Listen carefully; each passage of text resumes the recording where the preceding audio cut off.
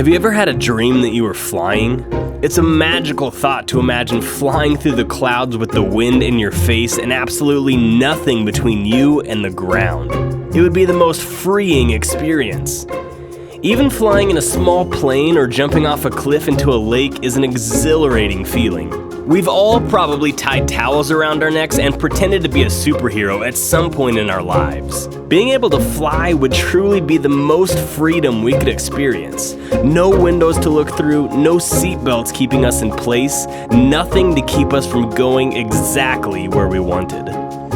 As far-fetched as the idea of human flight may sound, the freedom it would offer is actually exactly what God wants us to experience.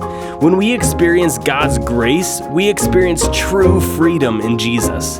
God's grace frees us from the chains of sin that make us slaves to our sinful nature. We may think of grace as a single concept, but actually God's grace is kind of like a light spectrum. From the moment we are born, God is at work in our lives. Before we ever hear the name Jesus, He is calling us out of the sin that smothers us like quicksand. This is God's prevenient grace at work in our lives. And when we finally accept God's offer of salvation and we surrender to Jesus and commit to following after Him, God pulls us up out of the quicksand, and by His saving grace, we experience freedom that we never knew was possible. 2 Corinthians 5:17 says, "The old life is gone, a new life has begun." But believe it or not, God's saving grace is not the end of the spectrum. When we are saved, we experience new life, but we still might struggle and even fall back into old habits of sin. Jesus is always there to clean us up, but He wants us to experience even more freedom. God wants us to experience the freedom of a life that is so shaped by God's grace and led by God's Spirit that we live completely above the quicksand. This is what theologians call God's sanctifying grace.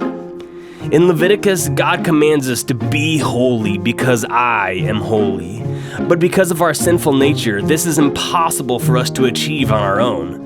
But when we get to the point in our Christian walk that we yearn for a closer relationship with God, if we simply ask, God will fill us with His Spirit and begin to make us holy as He is holy. Sanctification simply means to be set apart. When God fills us with His Spirit, He is setting us apart by His sanctifying grace.